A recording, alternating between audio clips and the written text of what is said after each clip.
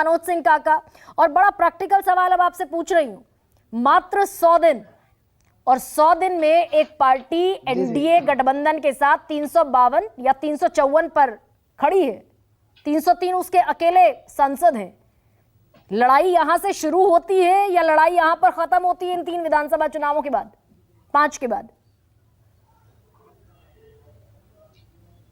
नहीं गरिमा, जो आपका सवाल है कि जिस पार्टी के पास 303 सांसद हैं, क्या लड़ाई यहीं से शुरू होती है या खत्म होती है, और भारतीय जनता पार्टी ने क्या निर्णय लिया, यही सवाल है। इस सवाल पर बस इतना ही कहा जा सकता है, राहत इंदौरी का एक शेर है कि नए किरदार आते जाते रहेंगे लेकिन नाटक पुराना चल रहा है। ये वही भारतीय जनता पार्टी है जो 303 सीट भी जब पाई तब इस देश ने उनको 35% वोट दिया और 65% फिर भी भारतीय जनता पार्टी के खिलाफ पड़ा हुआ। तो अगर लोग सचेत हो जाएं, लेकिन इसमें सबसे ज्यादा सचेत होने की जिम्मेदारी आपने ठीक कहा कि कांग्रेस की होनी चाहिए। अब साथी इस मुगालते में रहें कि जो 2004 में हुआ वही 2024 में हो जाए, तो मैं समझता हूं कि यह बहुत व्यवहारिक नहीं होगा। और भारतीय जनता पार्टी के विमर्श, जो भारतीय जनता पार्टी कह रही है कि मैं इसको आदिवासी को, जो हमारे एक साथी कह रहे थे कि आदिवासी को किस तरह से मिल रहा, पिछड़े को किस तरह से अरे साथी, किसी भी समाज का प्रतीकात्मक प्रतिनिधित्व से उस समाज का भला नहीं हो जाता। आप तो पढ़े लिखे साथी हैं, मुझे पूरी उम्मीद है कि आपके पास आंकड़े आते होंगे। इस देश में 13,000 दलित, पिछड़े, आदिवासी लोगों के छात्र, 13,000 आईटी और आईआईएम से विगत 4 सालों में, जानते हैं, घृणा और सांप्रदायिकता के कारण उन्होंने छोड़ दिया पढ़ना, गरीबी के कारण छोड़ दिया। 35,000 छात्रों ने पूरे देश में उच्च शिक्षा में दलित और पिछड़ों के विगत सालों में गरीबी और भारतीय जनता पार्टी के द्वारा फैलाई गई नफरत के कारण उच्च शैक्षणिक संस्थान छोड़ दिए। इसी के खिलाफ मनोज सिंह काका लड़ना था। एक सेकंड, ठीक है, मैं आपको बात कहने का मौका दूंगी। इसी के खिलाफ लड़ना था, इसीलिए इंडिया गठबंधन बना था।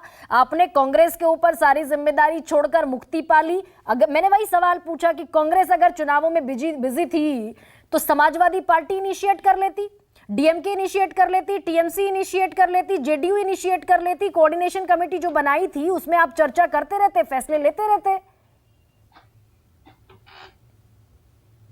नहीं गरिमा, हम लोग समाजवादी लोग हैं, हमारे नेता का पूरा विमर्श है कि सवालों से संबद्ध होया जाता, कभी हम लोग भागते नहीं। अखिलेश यादव रोज प्रेस करते हैं, नरेंद्र मोदी जी की तरह 9 साल में 1 मिनट भी प्रेस नहीं किया, ऐसा नहीं करते हैं, हर सवाल का जवाब देते हैं। लेकिन ये तो तय हुआ था ना कि जिम्मेदारी किसकी है, और जो भी भारतीय जनता पार्टी प्रतीकात्मक भी प्रतिनिधित्व दे रही है उससे मैं ये जानना चाहूंगा कि शैक्षणिक कितना दे रहे हैं, सरकारी कितना दे रहे हैं। मंडल कमीशन के आपने हजारों बार कहा है कि मंडल कमीशन की 2 संस्तुतियां सिर्फ लागू हैं, वो 40 कब लागू होंगी?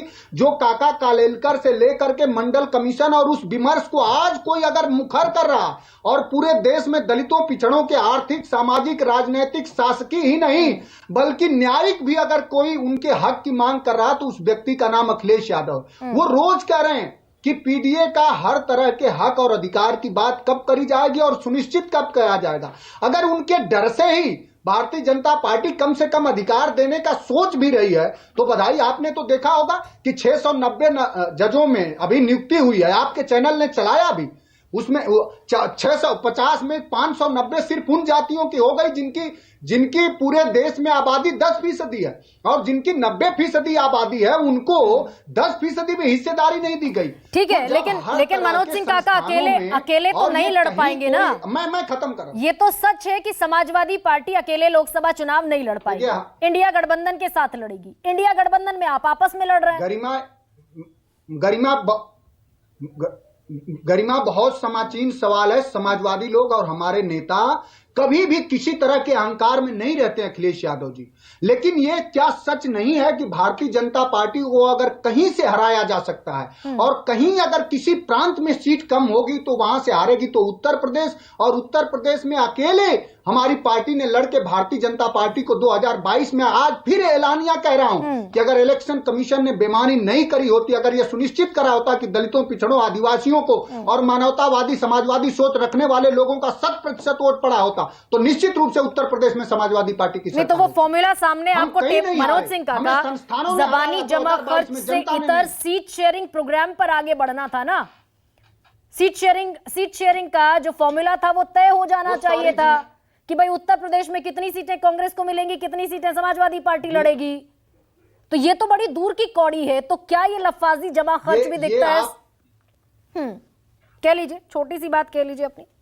नहीं, कोई ये नहीं, ये बिल्कुल आपका सवाल स्वागत योग्य है, लेकिन इसकी जिम्मेदारी सिर्फ समाजवादी पार्टी की नहीं है। ठीक है, इसकी जिम्मेदारी उन दलों की भी है जिनके लंपट और वाहियात नेता अखिलेश यादव जैसे बहुजन नायक को अपशब्दों से संबोधित करते हैं। तो स्टिल वो जो मनभेद है ना, वो दिख रहा है।